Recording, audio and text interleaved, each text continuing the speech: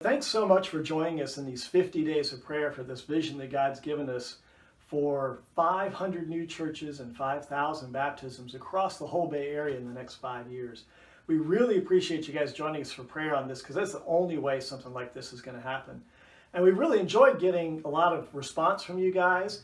And we even had an email from a dear friend in Tennessee the other week who said, "Hey, I finally get it. I was reading through 2 Timothy today about what was going on there and the people that Paul was teaching and sending out." She said, "That's what you guys are trying to do too." And we said, "Yeah, that's exactly right."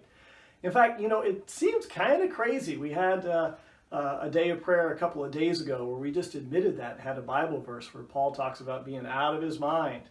And we thought we'd walk you guys through some of these multiplication principles that we learned last year, and they're just making a huge difference in how we're thinking about approaching this. So that's what we're going to do now, and we've got it here up on the wall, so I'll just take you through it.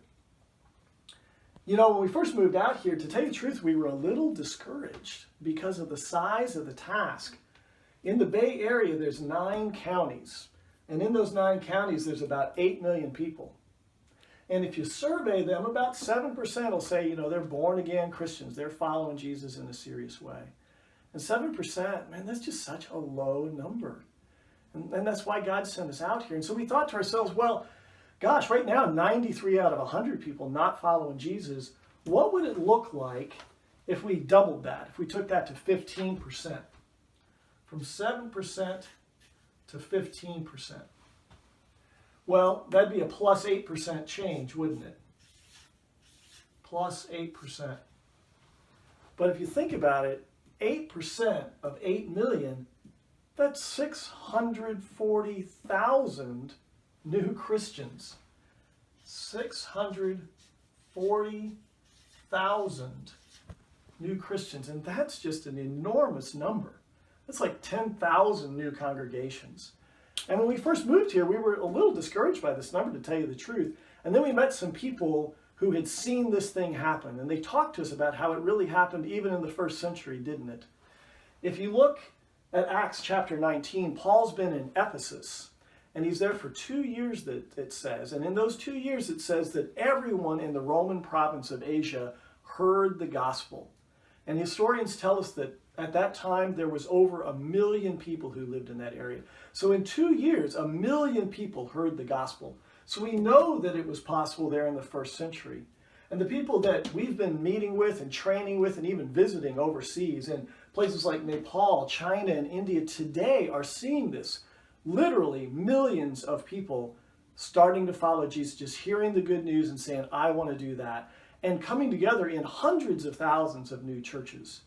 Now, in the United States, we haven't gotten to that level yet, but there's places in the United States, in Texas, in South Florida, in Tennessee, where the same thing is starting to happen. Not quite at the million-person scale, but hundreds and hundreds of people making these decisions.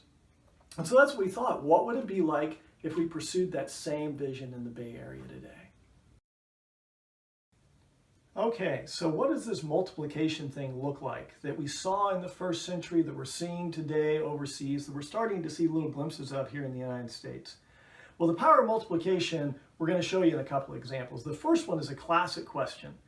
Would you rather that I gave you $10,000 a day, every day for a month, $10,000 a day, every day for a month, or on day 1, I give you $1, and on day 2, I give you 2, and on day 3, I give you 4. You get the pattern, you get the picture, right?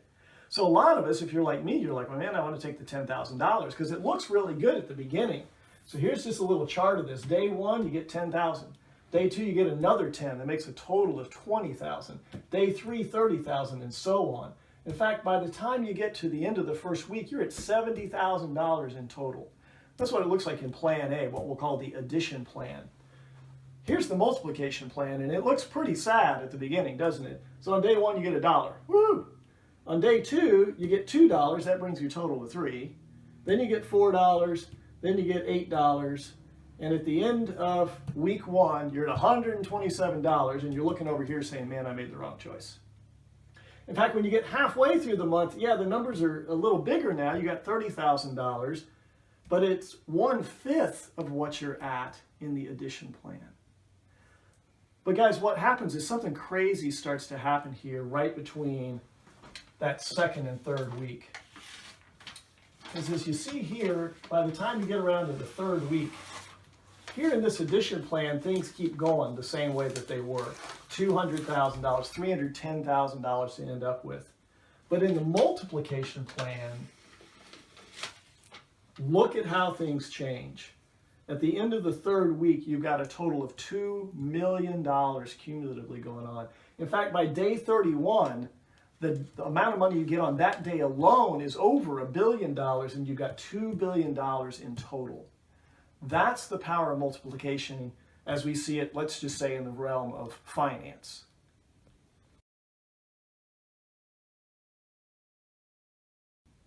Okay, so there was an example from the land of finance. How about from biology? This is a great example of multiplication that a friend of mine in India showed me, a guy that's seen over 50,000 people be baptized and 5,000 churches started.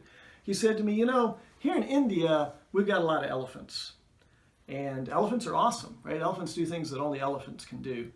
He said, hey, do you know how long it takes an elephant to have a baby? I said, well, no, not really, to tell you the truth. He said it's about 20 months. It's about 20 months for an elephant to have a baby. And what's the maximum number of babies an elephant can have at any one time? I'm like, I don't know, one, I hope. And he said, yep, that's exactly right. One mama elephant can have one baby in 20 months. And elephants are awesome. Elephants do things that only elephants can do. But then he said, now I want you to think of a rabbit. And you see where I'm headed, right? A rabbit can have a litter of babies every single month. And on average, there's about 6 babies per litter. So that means in the same time, in the same 20 months that it takes an elephant to have a single baby, this one rabbit here has 6 a month and has 120 baby rabbits. Now, that's a lot more than one baby elephant, but we're really not done there yet because we haven't captured the real idea of multiplication and what they call generational growth. Because you see, at the end of the first 6 months, this first set of female rabbits that are born, after 6 months, they can start having babies. And we get to what we call generation 2. And in generation 2, we've got 414 baby rabbits that are born in generation 2. And you can imagine, well, what happens 6 months after that when we get to month 12? Same thing. Generation 3, 4,000 baby rabbits now born from generation 1, 2, and 3 in this next span of time. And then in the last 2 months, we've already reached what we call generation 4. And in generation 4, just in those 2 months, 4,764 baby rabbits are born. In fact, in total, the total number of rabbits that are born across all 4 of those generations, 9,300 baby rabbits in the same 20-month time it takes to have one baby elephant. Now, elephants are great. We're not dissing elephants at all. Elephants do things only elephants can do. But in the ecosystem of God, there's a healthy place for both elephants and rabbits and all kinds of sizes of animals in between. In fact, in the Bible, we hear about this same principle. In 2 Timothy chapter 2 and verse 2, Paul's writing to Timothy. He's writing from a jail cell where he's going to die soon for just the representing he's doing for the faith. And he writes to Timothy and he says, what I have entrusted to you, you entrust to other faithful men who will in turn be able to teach others. So even right here in the Bible, we see the idea of 4 generations of growth, with this thing being passed down and the Word of God multiplying out at the same rapid pace that we saw in the first generation, or that we even see with all these rabbits doing. So let's take a look next at other biblical places where we see the idea of multiplication.